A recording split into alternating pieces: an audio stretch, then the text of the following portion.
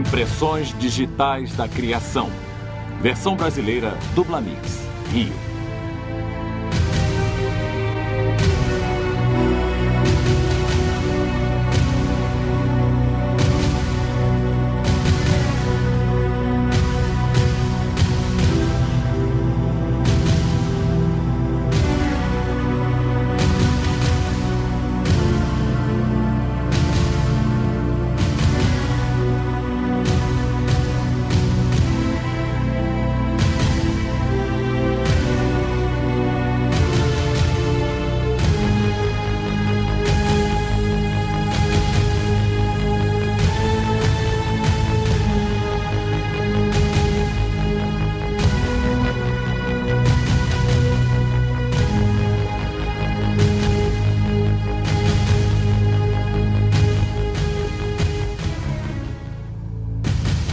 Muitas teorias tentaram descrever quando e como nosso planeta foi formado.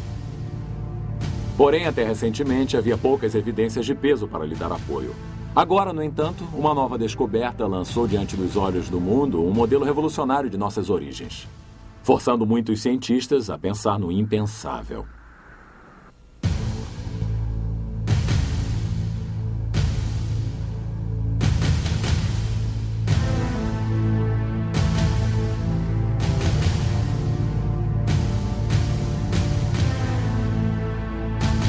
A evidência surpreendente e nova é encontrada nas profundezas da Terra, embaixo de camadas de rochas sedimentares em suas rochas primordiais, os granitos. Neles, pequenos pedacinhos de matéria radioativa são formados, o que os cientistas chamam de radiohalos. Eles deixaram vestígios reveladores, criando uma esfera descolorida ao redor deles. Os cientistas conseguem identificar precisamente que tipo de material ocasionou esses halos radioativos através da medição de seu tamanho. Um cientista americano, o Dr. Robert Gentry, examinou mais de 100 mil de tais fenômenos. O Dr. Gentry descobriu uma espécie de halo radioativo que não deveria existir. De fato, de acordo com todo o princípio básico da teoria evolutiva, não poderia estar lá. É impossível.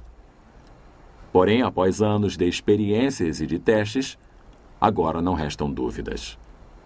Eu identifiquei radiohalos de polônio nos granitos da base da Terra. Na América, Canadá, na Escandinávia, na Europa, na Rússia, no Japão e em Madagascar. Isso é extraordinário, porque esses isótopos de polônio possuem uma existência fugaz.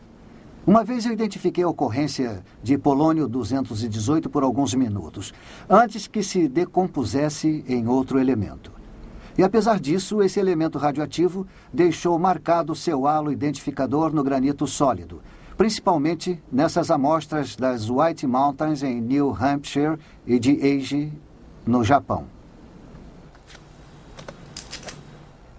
No granito, os halos são encontrados nesse mineral escuro chamado mica. A mica precisa ser cortada bem fina ou retirada com uma fita adesiva, então colocada numa placa de vidro antes que os halos possam ser observados.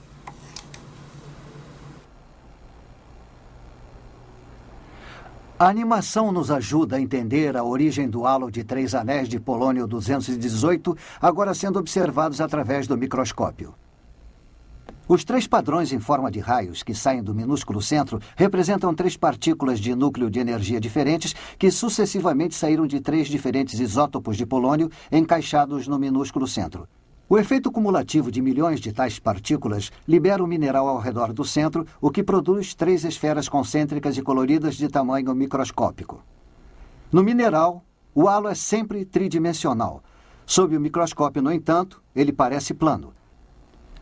Pegando uma fatia fina do mineral através do centro, nós cortamos a parte superior e o fundo das esferas e podemos ver os halos com uma série de 3 anéis concêntricos sob o microscópio, conforme está ilustrado nessa sequência animada. De acordo com todas as teorias científicas atuais, os granitos, tais como esta amostra de Price Peak no Colorado, são originários de um estado derretido da matéria, resfriado, cristalizado e endurecido por milhões de anos. Porém, se assim fosse, a radioatividade produzida pelo polônio jamais poderia ter sido captada. Teria se decomposto muito antes que a rocha se solidificasse. Os grãos de polônio que criaram estes radiohalos estavam profundamente situados no granito. O elemento estava lá de alguma forma quando a rocha se formou, mas somente pode formar o radiohalo depois que a rocha já se solidificou. E se o polônio resiste apenas durante alguns segundos ou minutos, a implicação irá deixar estupefatos todos aqueles que estejam dispostos a ouvi-la. Os radiohalos de polônio indicam que as pedras da base da Terra, os granitos, se formaram quase que instantaneamente. De fato, há evidência de que os granitos teriam que ter se formado instantaneamente. Cientificamente, eles não podem ser explicados de outra forma.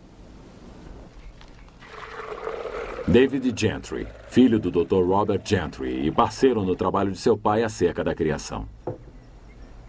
Podemos demonstrar o princípio dos radiohalos de polônio. Imaginem que esta pastilha de Alka-Seltzer seja uma partícula de polônio e este copo d'água seja um pedaço de granito liquefeito. Eu jogo a pastilha e ela começa a efervescer. Pensem nessas bolhas como a radiação liberada por aquele polônio engastado no granito. A efervescência irá desaparecer em cerca de 30 segundos e só teremos um copo d'água ligeiramente toldada. Bem, só há uma maneira de podermos preservar tais bolhas conforme estão. Podemos colocar o copo d'água no congelador. A água, é claro, iria se solidificar após um tempo. Isso é algo similar ao que a teoria evolutiva sugere, que a rocha derretida lentamente se resfria para formar o granito. Mas como já devem ter imaginado, congelado este copo de Alka-Seltzer não adiantaria nada. As bolhas terão desaparecido muito antes da água se transformar em gelo.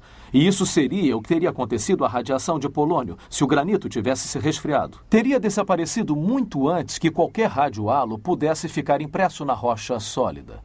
Se eu lhes mostrar um copo d'água congelada com toda a efervescência da pastilha ainda intacta assim, saberão que algo aconteceu para congelar instantaneamente a água. Nesse caso, nós a congelamos instantaneamente dando uma pausa no videotape. Da mesma forma, se olharmos para o radiohalo demonstrado de forma irrefutável como sendo produzido por um certo tipo de polônio, nós podemos saber que o granito a seu redor teria que ter sido formado instantaneamente. As implicações são incríveis. Se o Dr. Robert Gentry estiver correto, todas as hipóteses evolucionistas acerca da Terra ter sido formada ao longo de milhões ou bilhões de anos estão erradas. E o relato de Gênesis sobre a criação da Terra é corroborado. Mas estaria certo o Dr. Gentry? Seria ele um cientista solitário conduzindo sua pesquisa isoladamente? Se seus resultados experimentais fossem trazidos à baila, outros cientistas seriam capazes de refutá-los rapidamente? Para dizer a verdade, o Dr. Gentry conduziu grande parte de sua pesquisa sobre radiohalos no Laboratório Nacional Oak Ridge, no Tennessee.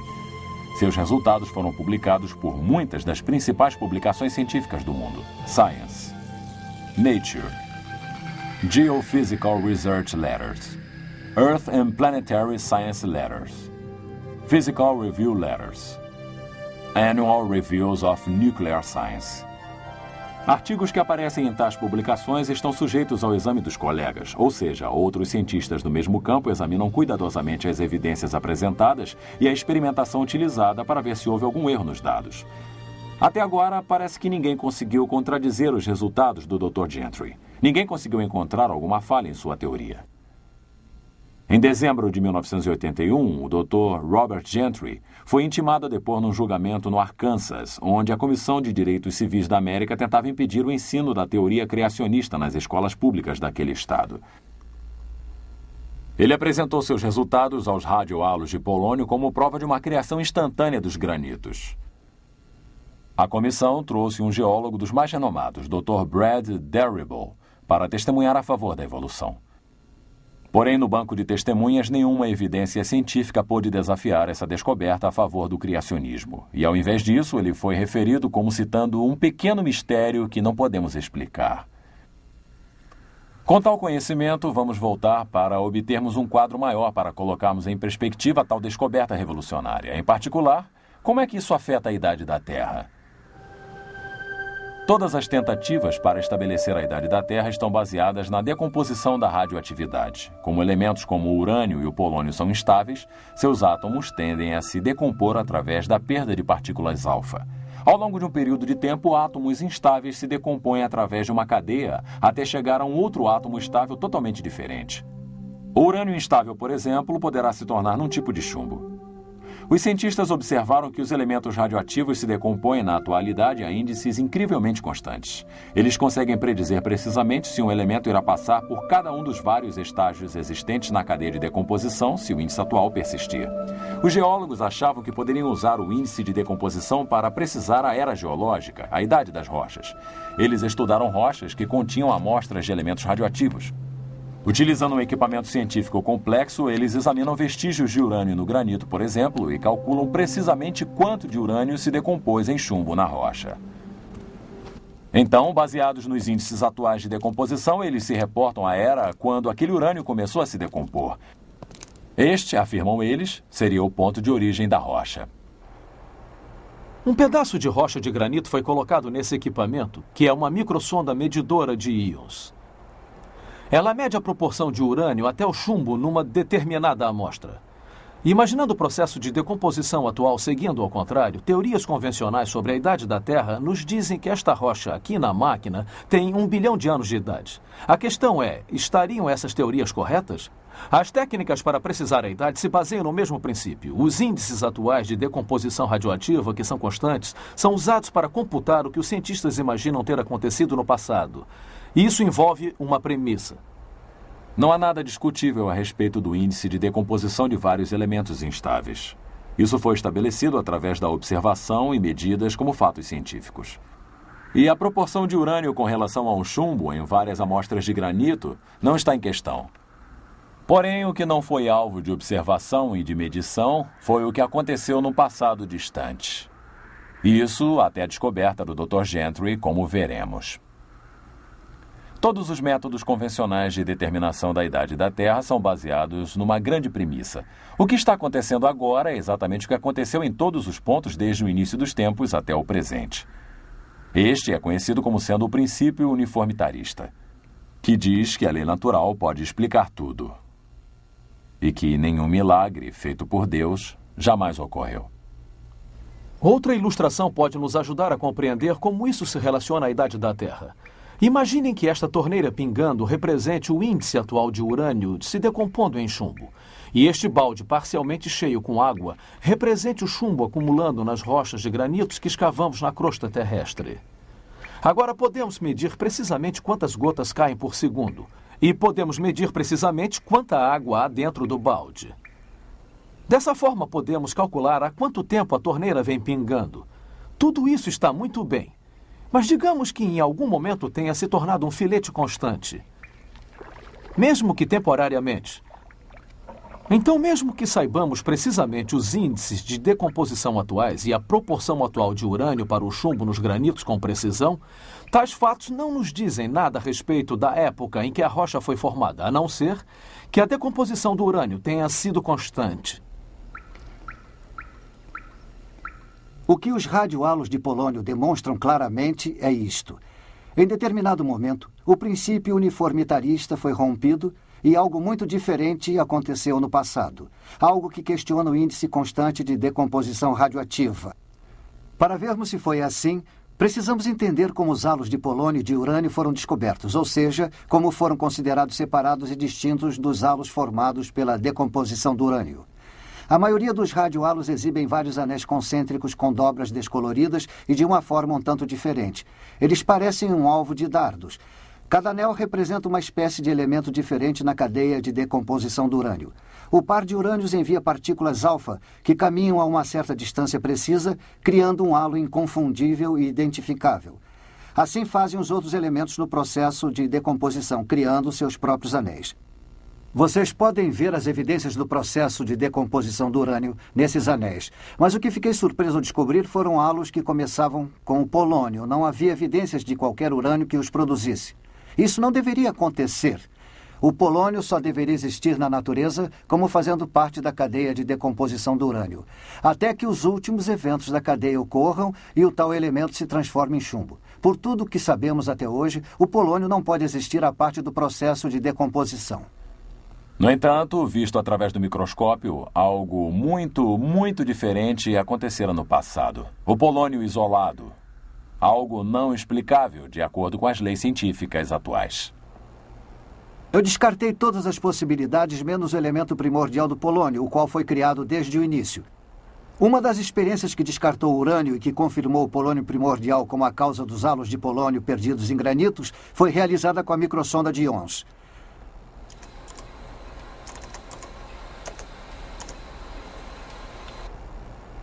A microsonda utiliza um fino feixe de íons para analisar pequenas matérias microscópicas liberadas.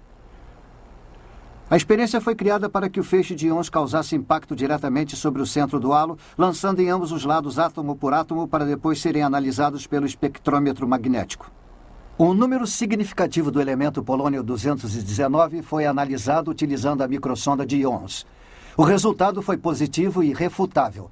Os centros dos halos de polônio-218 continham o chumbo-206, um produto direto da decomposição do polônio-218, sem que o urânio correspondente fosse encontrado nos halos de urânio. Tais resultados confirmam que os halos de polônio em granitos foram originários de um polônio primordial. Tais halos não apenas indicam que os granitos em que são encontrados foram formados quase que instantaneamente, como também indicam que o processo envolvido tenha sido significativamente diferente do que o que observamos no presente.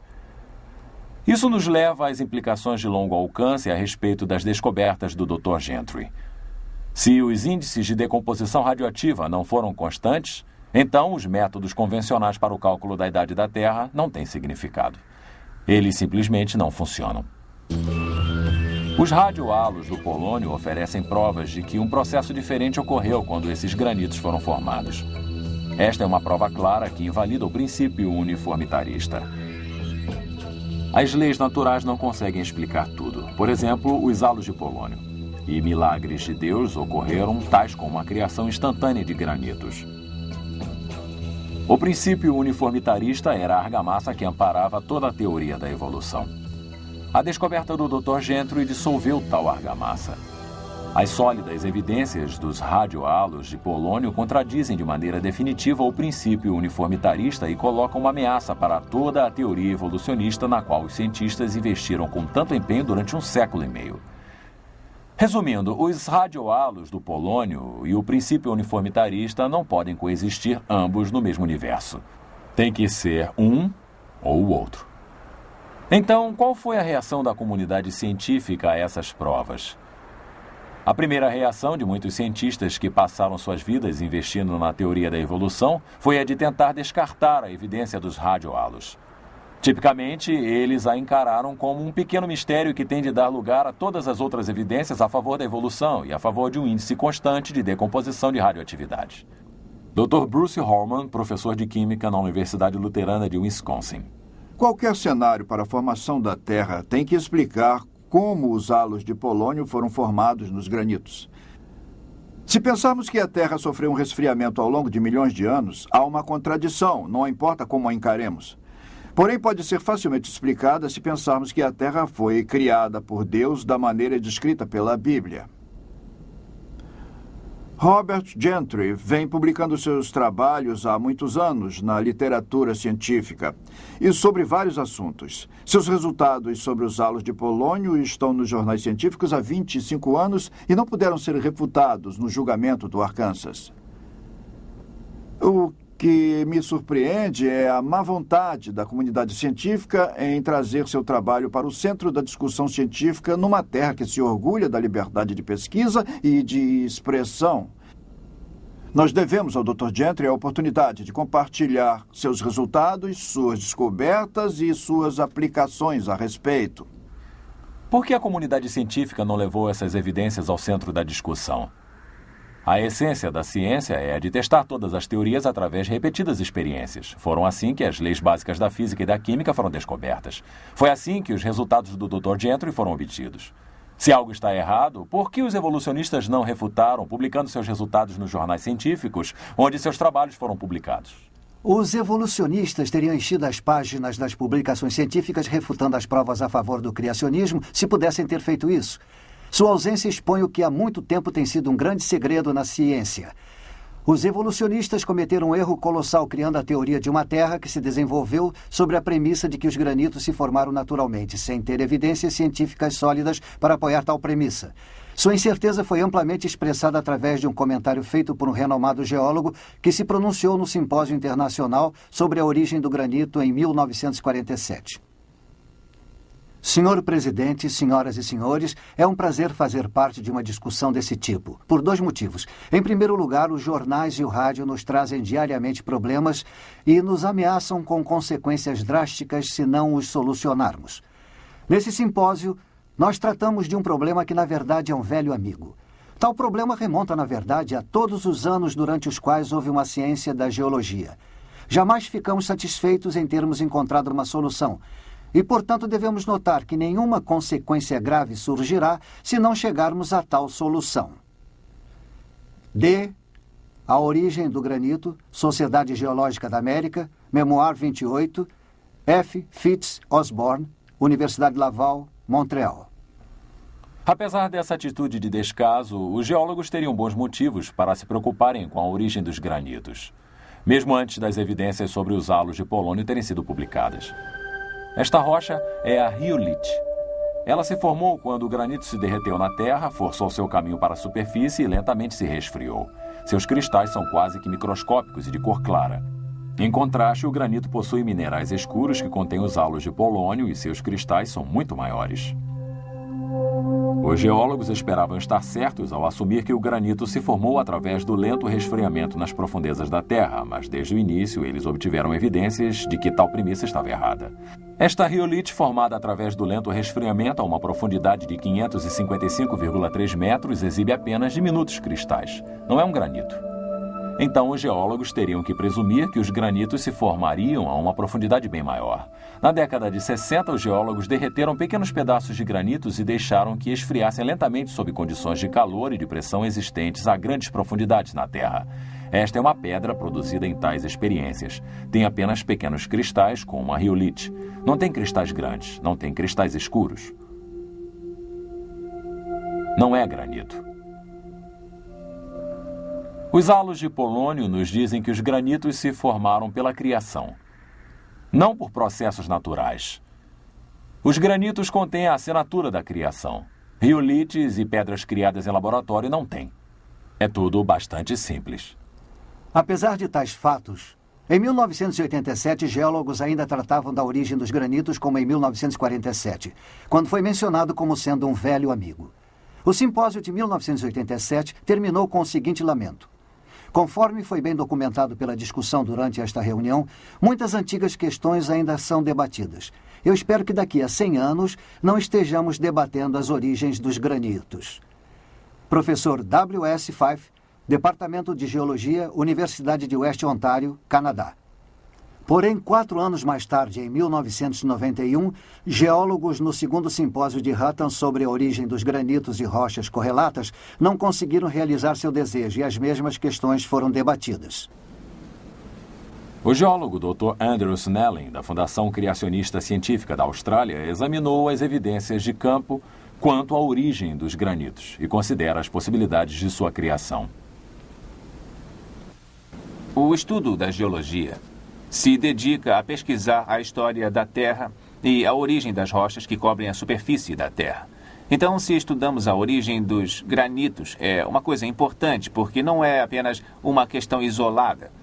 O motivo é porque essas rochas, esses granitos, são encontrados em todos os continentes da superfície da Terra, expostos em áreas visíveis, às vezes por centenas de quilômetros quadrados, como, por exemplo, aqui no sul da Califórnia. Essas rochas estão expostas na cordilheira de montanhas que forma a espinha dorsal dessa região. Então, lidar com a questão da origem dos granitos é de fundamental importância para entendermos o desenrolar da história da Terra. Quando respondemos à pergunta sobre a origem dos granitos, nós podemos nos reportar à literatura científica convencional, onde há a ideia que a maioria dos cientistas propõe de que tais rochas, os granitos que vemos aqui expostos nessas montanhas atrás de nós, se originam da época em que um material aquecido chamado magma existia nas profundidades abaixo da superfície da Terra. Eles supõem que ele tenha se resfriado lentamente ao longo de vários milhões de anos. E eu sugiro que milhões de anos de erosão do material que cobria o granito tenha agora sido exposto à nossa visão para que nós estudemos a questão. É isso que lemos na maior parte da literatura, se não em todos os livros. O que nos é ensinado como o saber convencional relativo à origem dessas rochas.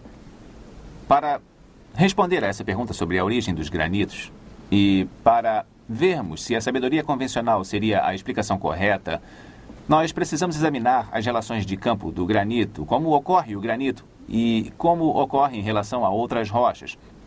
Aqui, por exemplo, no sul da Califórnia, nas cordilheiras, onde esses granitos são expostos em centenas de quilômetros quadrados, nós encontramos algumas relações bastante estranhas para as quais o saber convencional não parece ter explicação. Por exemplo, nós vemos, como aqui nessa rocha, uma parte escura, como se fossem blocos e remendos que estão claramente delineados e facilmente visíveis contra o granito normal.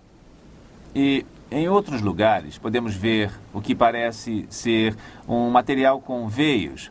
E isso suscita a pergunta se por acaso teriam 2 ou talvez até 3 formas de magma derretido de diferentes composições. E também suscita a pergunta de como o saber convencional pode explicar formas derretidas assim, existindo lado a lado para produzir rochas desse jeito tão diferentes umas das outras. E mesmo assim não se misturam.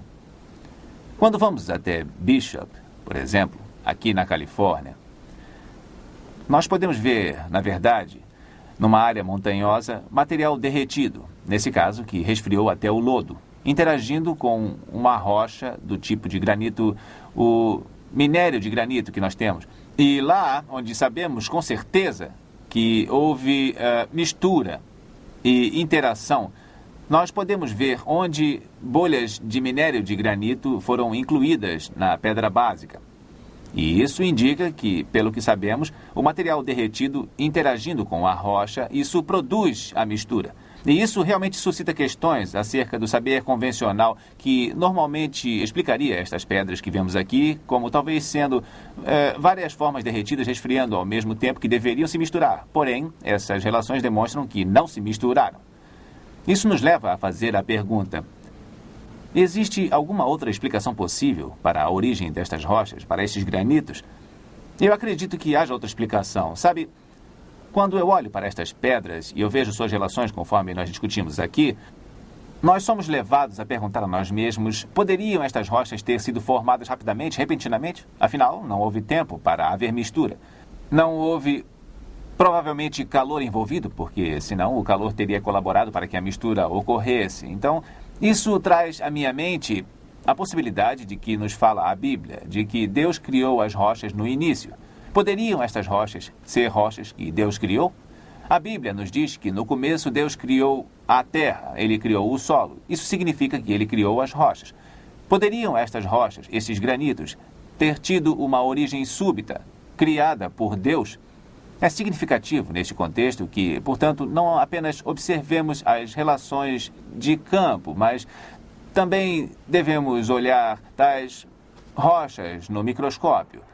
Porque no microscópio, ao examinarmos estas rochas, poderemos ficar cientes de que existem provas sólidas, que já foram descobertas há algum tempo, a respeito de partículas nestas rochas, uma radioatividade que sugere de maneira enfática que estas rochas tenham sido criadas por Deus.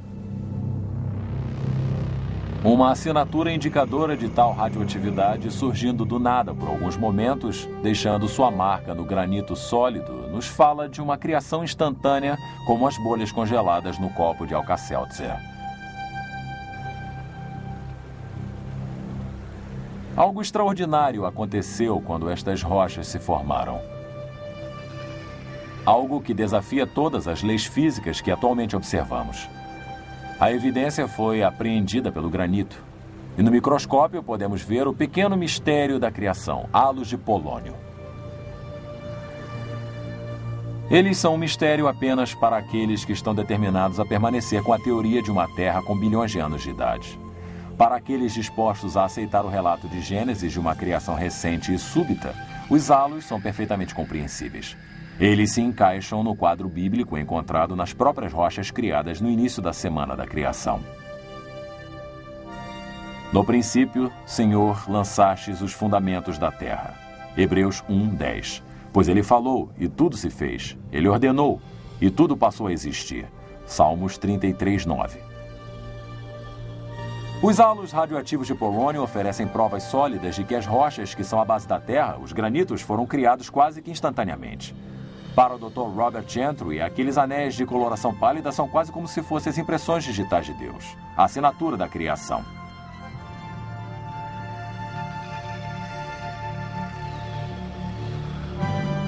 Para maiores informações, leiam o livro do Dr. Gentry, O Pequeno Mistério da Criação. Para obter seu exemplar, ligue para 1-800-467-6380. Em nosso próximo vídeo, A Verdadeira Idade da Terra, iremos apresentar evidências científicas que irão provar que a Terra foi criada recentemente, refutando a teoria de que a Terra tenha sido formada ao longo de bilhões de anos através de eras evolutivas.